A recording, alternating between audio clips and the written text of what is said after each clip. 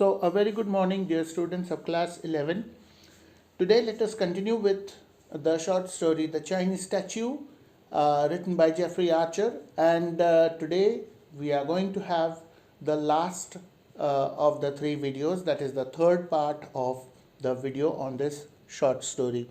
So on your screen you can see once again the thumbnail which has been expanded, where you can see the Chinese statue and you can see the cover of the book, a quiver full of arrows, from which this short story is taken.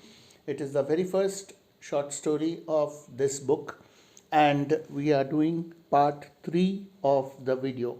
So I am now scrolling to the page where we had stopped in our second video, and let us continue and see what happens further with Sir Alexander Heathcote and the Chinese statue which he had procured from China while he was there as a foreign ambassador from England.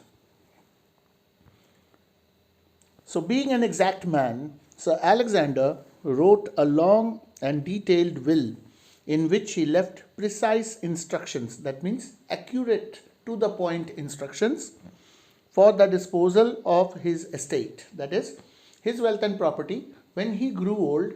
After his retirement, when he returned to his domicile place, there he spent the rest of his life, and then when he realized that he was not going to be around for much longer, he decided to prepare his will.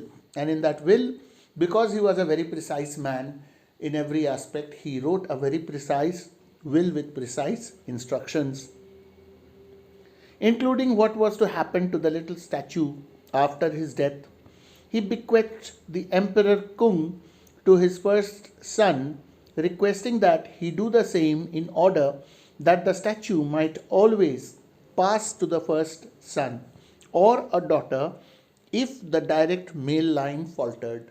So in his will he wrote that he was giving the Chinese statue after his death, that is when his will would be read out. It was mentioned in the will that the Chinese statue would go to his eldest son, and he had also left instructions in his will for his eldest son that this Chinese statue should again from his eldest son be passed on to his eldest grandson. That means this would be the system for generations to come, that the Chinese statue should remain in the family and would always be passed on to the eldest son of the family by the father. So he passed it on with this instruction, and he also mentioned in the will that in case if there was no son born to a particular generation but a daughter, then the statue would go to the eldest daughter, or if it was only a daughter, then to that daughter.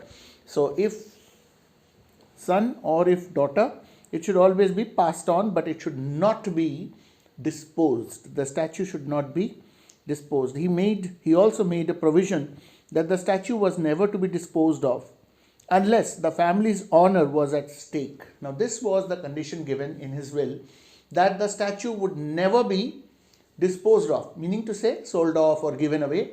It should always stay in the family because it was supposed to be a precious possession of the family, and it should not be at any rate given away or sold to anyone. And this should continue as long as there was no crisis in the family. That is, if the family down the line for future generations, if there was some kind of crisis and the family honor was at risk, so only then should the statue be sold or given away, otherwise not. Sir Alexander Heathcote died at the stroke of midnight on his 70th year. So, being very precise about everything in his life, even his death came at the exact stroke of midnight. He did not want to move on to the very next day. He ended his life at the very last moment of the previous day, that is, at the stroke of midnight. He passed away and he was 70 years old. So he did not die at 69 or 71, but exact 70. So there also he maintained his perfection. That is, he rounded up his number of years of life with the digits 70. His firstborn, that means his eldest son, Major James Heathcote. He was the eldest of Sir Alexander Heathcote's sons. What was he? He was a major. Now remember, Sir Alexander's father was in the army. Sir Alexander served the Queen by being in the foreign embassy and as a minister. And now his son is again in the army. He is a major. He was serving his Queen in the Boer War at the time he came into possession of the Ming Emperor. So he was at war. He was with the British Army, and as an army major, he was serving in the Boer War. And at that time, his father passed away, and he acquired the statue by means of inheritance. The major was a fighting man, commissioned with the Duke of Wellington's regiment, and although he had little interest in culture, even he could see the family heirloom, the family treasure, was no ordinary treasure. So when he looked at it, though he was not really a man interested in art and artistic materials, works of art, yet when he saw the statue, he realized that it is indeed something very special. So he loaned the statue to the regimental mess at Halifax in order that the emperor could be displayed in the dining room for his brother officers to appreciate. So what did he do? He took the Chinese emperor statue all the way to Halifax, where he was posted, and he kept it in the officers' mess, in the dining hall of the officers' mess, where all the other officers who worked with him could also see it and appreciate its quality and beauty.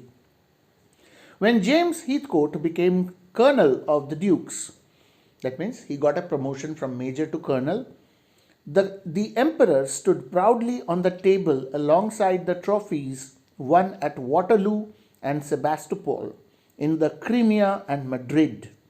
So all these are different important European places where different wars were fought by the British Army and were won by the British Army, because of which Major, or rather Colonel James Heathcote, had received medals and trophies. So all these medals and trophies were displayed, and along with those medals and trophies was this Chinese emperor statue. So on the table alongside the trophies. And there the Ming statue remained until the colonel's retirement to his father's house in Yorkshire. Now, as in case of Sir Alexander, so also in case of his son James, when he retired from the army and when he had to spend his retirement, he also decided to go back to the same ancestral house where his father had lived his last years and died, in Yorkshire. So he also retired and came back to that house. So what happened to the statue? The statue was also brought along. When the emperor returned once again to the drawing room mantelpiece, so once again the same mantelpiece in the drawing room of their Yorkshire ancestral house. The colonel was not a man to disobey his late father, even in death, and he left clear instructions that the heirloom must always be passed on to the firstborn of the Heathcotes unless the family honor was in jeopardy. So, same instructions were left in the will written by or prepared by James Heathcote, that the family treasure, the family heirloom, should be passed on to his eldest son after his death and should always be kept or retained by the family unless the family honor was in jeopardy. Jeopardy means in trouble or disturbance. Colonel James Heathcote, MC. Now we have finished with page 67. We come on to page 68. MC is the title he achieved. C stands for cross. So he was awarded with the highest maybe military honor or second highest military honor of the country because of the several achievements in different wars. So what happened to him? He did not die a soldier's death. He simply fell asleep one night by the fire, the Yorkshire post on his lap. So he died in his sleep. He did not die while fighting as an army officer expects to die while serving his country, while serving his queen. No, he did not die that way. He had already retired from the army. He was an ex army officer, and he was seated by the fireplace with a Yorkshire Post, which is a newspaper, on his lap. He was reading the day's newspaper, sitting by the fire when he had fallen asleep, and after falling asleep, that sleep never ended. He died in his sleep. The Colonel's firstborn, the Reverend Alexander Heathcote. Now, the Colonel, James Heathcote, he had sons, and the eldest was a reverend. That means he was a priest. So he was Reverend Alexander Heathcote. He had the same name as of his grandfather. So don't get confused, because in Christianity, especially in English Christianity and Catholic Christianity, certain names are very important for certain families, and they run in the family repeatedly. So now the grandson of Sir Alexander Heathcote, his name was also Alexander. He was neither an army man nor a minister. He did not go into any kind of service. He was rather into the spiritual life, and he was a priest. So Reverend Alexander Heathcote was at the time presiding over a small flock in the parish of Much Haddam in Hertfordshire. After burying his father with military honors, he placed the little Ming emperor on the mantelpiece of the vicarage. So he was probably the vicar. So vicar is a high level priest. So vicarage refers to the official residence of the vicar. And after having completed the funeral of his dead father, Alexander Heathcote, Reverend Alexander Heathcote, the grandson of Sir Alexander Heathcote, he placed this Ming dynasty statue of Emperor Kung on the mantelpiece of his official residence, the vicarage. Few members of the Mothers' Union appreciated the masterpiece, but one or two old ladies were heard to remark on its delicate carving. So Mothers' Union, as the name suggests, is a kind of voluntary organization or a group of elderly women who were into spiritual life. So when they visited the vicarage, they probably appreciated the statue, and one or two women appreciated the craftsmanship with which it was made. So this is what is being mentioned here. And it was not until the reverend became the right reverend, that means he became the bishop. From vicar he became the bishop. Right reverend is normally a title associated with the bishop. And the little statue found its way into the bishop's palace, that the emperor attracted the admiration he deserved. So when you become the bishop, you are a bishop of a religious district. So you have a bigger span of coverage under your jurisdiction, and naturally you have so many churches and so many priests and so many religious people visiting you every day around the year, that when this statue was placed in the bishop's residence, official residence, or the bishop's palace, people from all walks of life who visited the bishop at his residence for official purpose or even unofficially, they all appreciated this statue of Emperor Kung. Many of those who visited the palace and heard the story of how the bishop's grandfather had acquired the Ming statue were fascinated to learn of the disparity between the magnificent statue and its base. So stories were told, and the stories were told obviously by the bishop himself, Bishop Right Reverend Right Reverend Alexander Heathcote, not James, son of James Heathcote and the grandson of Sir Alexander Heathcote. So he described to his visitors how the statue and the base were not really related, that the statue had no base and the base had been put on later.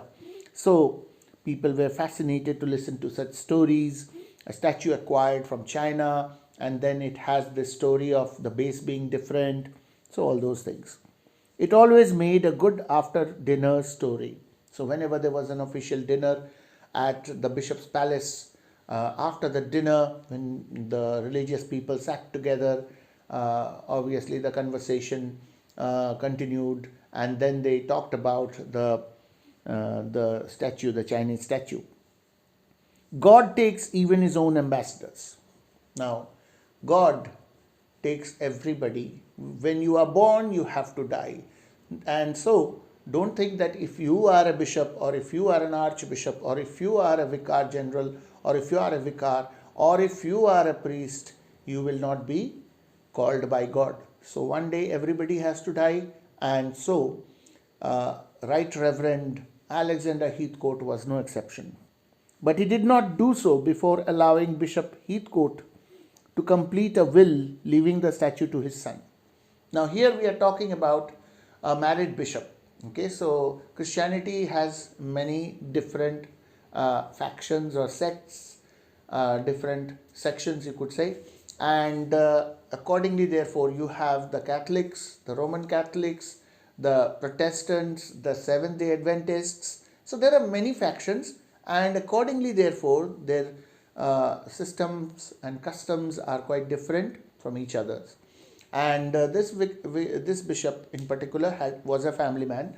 So when he died, God called him no doubt, but then before he died, he also managed to make a will, and he left his precious family treasure, that is the Chinese statue, to his eldest son,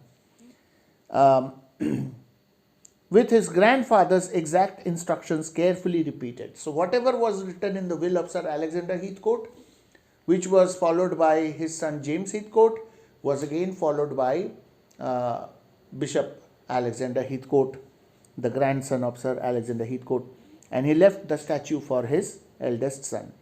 Now the bishop's son, Captain James Heathcote, once again we come across another James. Now don't get confused. This is the grandson of Colonel James Heathcote, and he is a captain. That means once again we have this army officer. So he is again another Heathcote who is in the army, in the Royal Army. So Captain James Heathcote was a serving officer in his grandfather's regiment. So his grandfather was Colonel Heathcote, and now he is Captain Heathcote. He is serving in his grandfather's regiment, the same regiment in which his grandfather had served.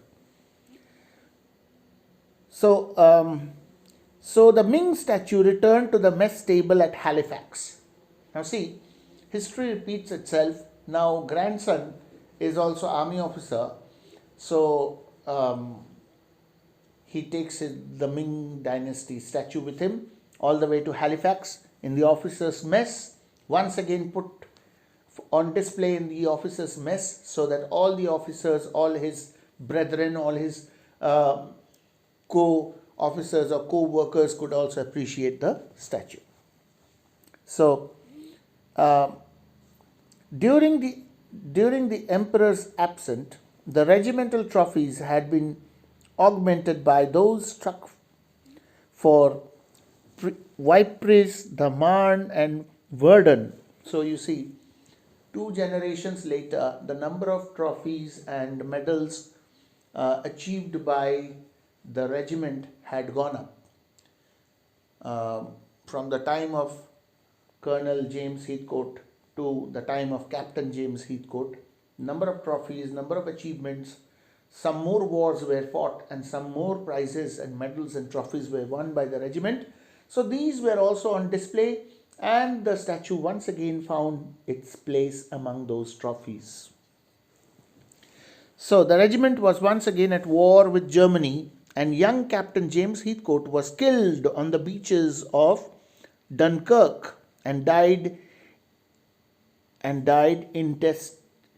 intestate. So what happens is, this time we know that earlier Colonel James Heathcote had survived the wars and had retired and gone back to Yorkshire, and then died while reading the Yorkshire Post in his sleep. but not so much so for his grandson, Captain James Heathcote, because he died while serving as an officer fighting in Germany for the British troops.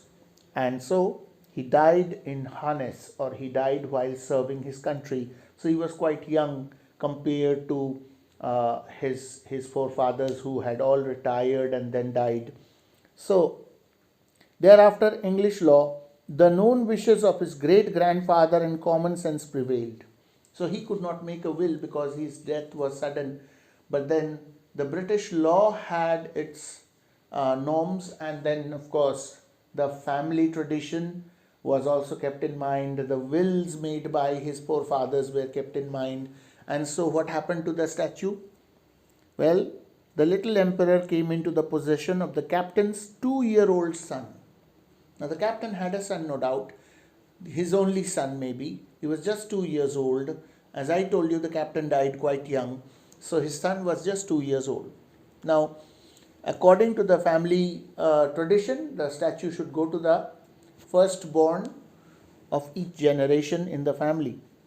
Alex Heathcote, son of Captain James Heathcote, grandson of Colonel James Heathcote, great grandson of Sir Alexander Heathcote, the one who originally got the statue from China. So, Alex Heathcote was, alas, not of the metal, not of the same quality as a young man when he grew up. First of all, let us remember that he lost his father when he was just 2 years old. And when he grew up, because he did not have a father, he was kind of different from all his predecessors, all his forefathers. So he was of a different metal of his doughty ancestors, and he grew up feeling no desire to serve anyone other than himself.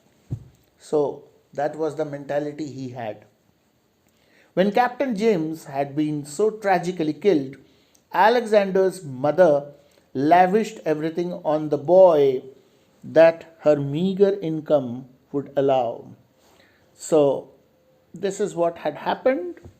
It didn't help, and it was not entirely young Alex's fault that he grew up to be, in the words of his grandmother, a selfish, spoilt little brat. So, when Alex left school only a short time before, he would have been expelled. So, Alex had become such a spoilt brat that he was on the verge of being expelled from school, but luckily he left before he was expelled. So that means he did not complete even his school education or formal education. He found he could never hold down a job for more than a few weeks. So he was not able to stick to any kind of job. It always seemed necessary for him to spend a little more than he. So he was a spendthrift. He used to spend money like anything. And finally his mother, she was not able to cope with the situation. So his mother could not cope with the good lady, deciding she could take no more of this life, departed it. So what happened? Mother tried her level best to provide the boy with education and with all the facilities and all the kind of good upbringing that she could, but the boy was not ready for anything, and when he grew up he could not stick to any kind of job.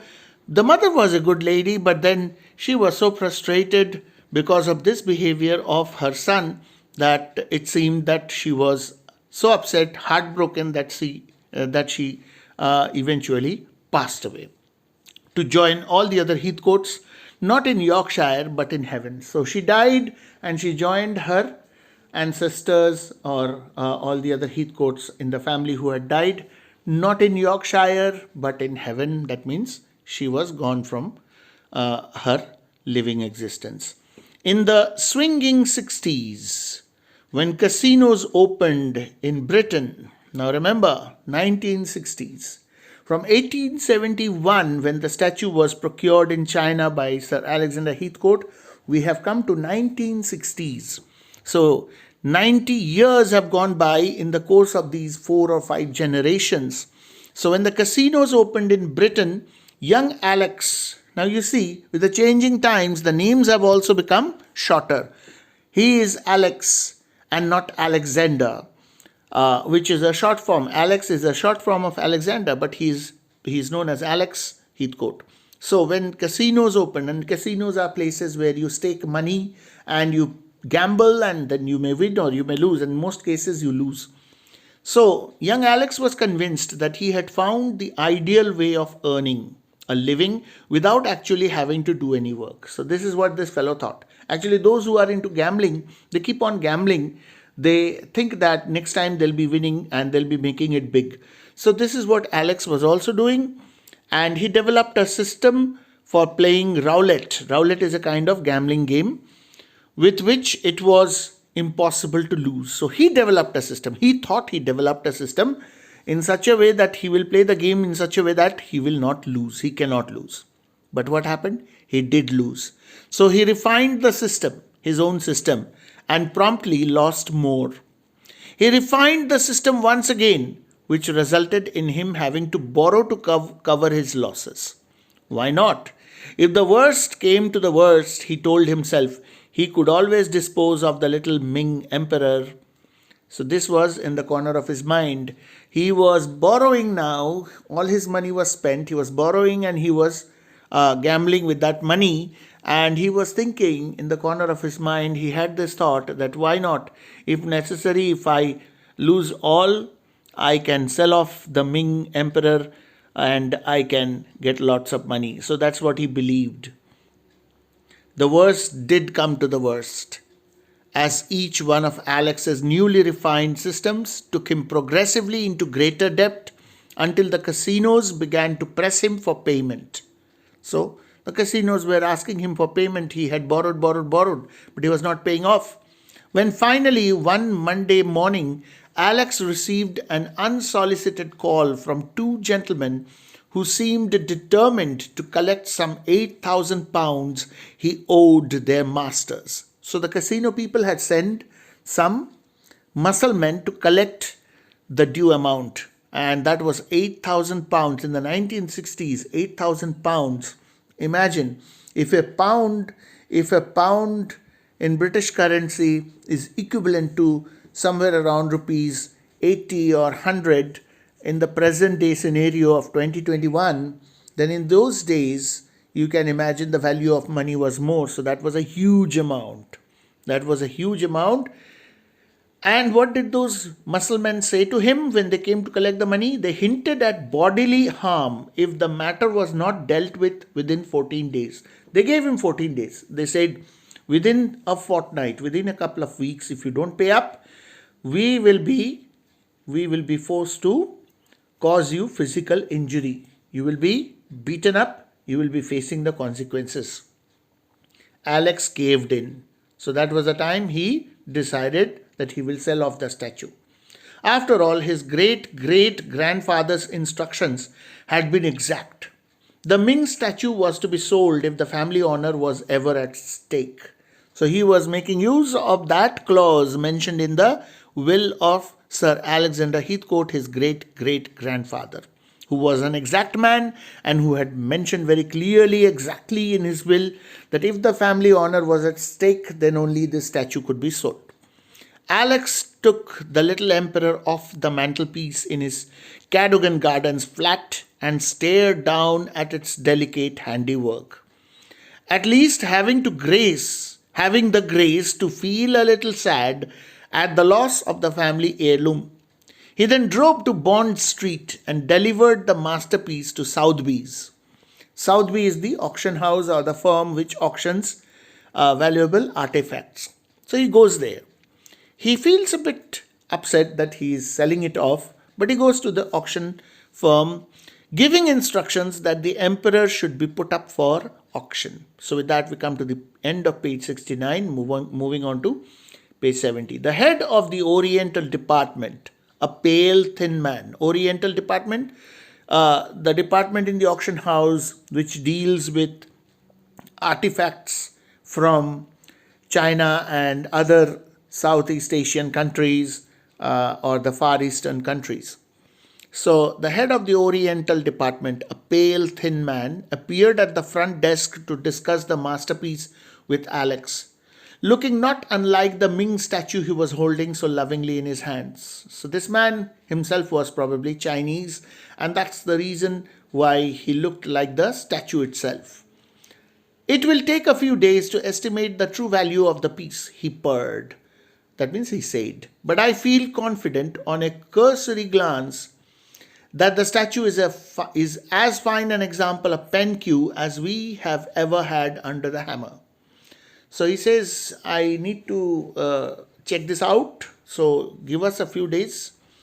But at a glance, I can say that it is the artwork of the famous Chinese sculptor Pen Q.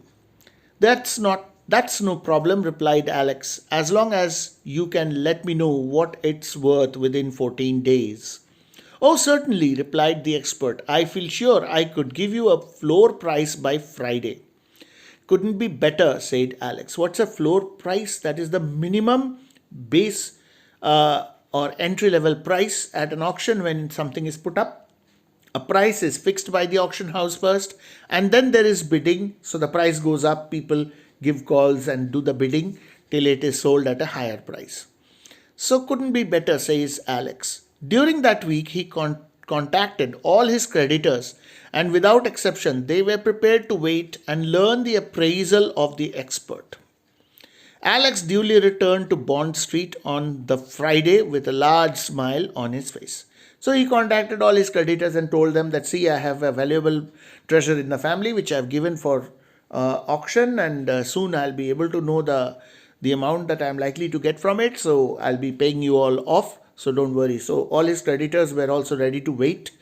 And he returned on Friday with a big broad smile on his face to listen to what the auction house had to say about that statue, its value. He knew what his great great grandfather had paid for the piece and felt sure that the statue must be worth more than £10,000, a sum that would not only yield him enough to cover all his debts but leave him a little over to try out his new refined system on the roulette table. So he will not change his ways. He has refined his procedure of playing roulette 3 times, and now he is going to do it the 4th time. After having paid off all his debts, he is thinking he is going to get £10,000 out of that statue. So, as he climbed the steps of Sotheby's, Alex silently thanked his great great grandfather. He asked the girl on reception if he could speak to the head of the Oriental department. She picked up an internal phone, and the expert appeared a few moments later at the front desk with a somber look on his face. Alex's heart sank as he listened to his words. A nice little piece, your emperor, but unfortunately a fake. This is where the twist in the story comes after 4 or 5 generations, which Sir Alexander Heathcote himself never found out and thought he had a precious statue, and he had spent 3 years' salary to build a house for that Chinese craftsman on top of that hill overlooking Hali Chuan. And now, after all these years, nearly 100 years, more than 90 years, it comes to light that the statue had been a fake. Probably about 250 years old, but only a copy of the original. So it's a copy, it's not real. I'm afraid, says the man. Copies were often made because he went on to say many more things, which is not relevant, but what we need to know, we have already come to know, quote unquote, a nice little piece. Copies were often made because ... How much is it worth? Interrupted an anxious Alex. £700? 800 at the most? And he was thinking 10,000. Enough to buy a gun and some bullets, thought Alex sardonically as he turned and started to walk away. We come to the last page of the story. We finished with page 70. I wonder, sir, continued the expert, Yes, yes, sell the bloody thing, said Alex without bothering to look back. And what do you want me to do with the base? The base? Repeated Alex, turning round to face the Orientalist. So there is another twist in the plot. Twist followed by twist. The base of the statue, remember, it was attached by the craftsman from several bases. He selected one and then he attached it as the base of the statue because the original statue did not have a base. Now, this base is something more original. Let's see what happens. The base, repeated Alex, turning round to face the Orientalist. Yes, the base. It's quite magnificent. 15th century. Undoubtedly a work of genius. I can't imagine how, the man was again continuing, I can't imagine how a fake statue got an original base. Lot number 103, announced the auctioneer. So the flashback is over. We are back to the auction house. The auction is taking place. What am I bid for this magnificent example of? The expert turned out to be right in his assessment. At the auction at Sotheby's that Thursday morning, I obtained the little emperor, says the narrator. He bought the little emperor for 720 guineas. And the base, he did not buy the base. He just bought the statue for 720 guineas. Guineas are pounds. A guinea is equivalent to a pound. So I got the statue for 720 pounds. And the base, that was acquired by an American gentleman of not unknown parentage for 22,000 guineas, 22,000 pounds.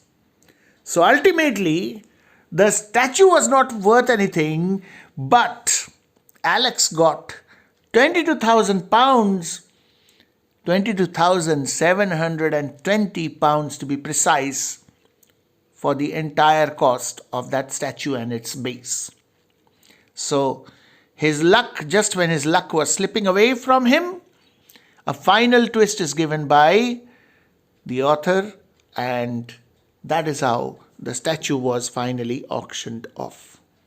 So it was indeed an interesting story, and with that we come to the end of this short story, and I'm sure all of you have followed whatever I have explained, and I'm sure all of you have understood. And if you have any doubts or queries, you can refer to all these 3 videos one after another, go through and also read whatever is given in your workbook. So that's it. Thank you so much.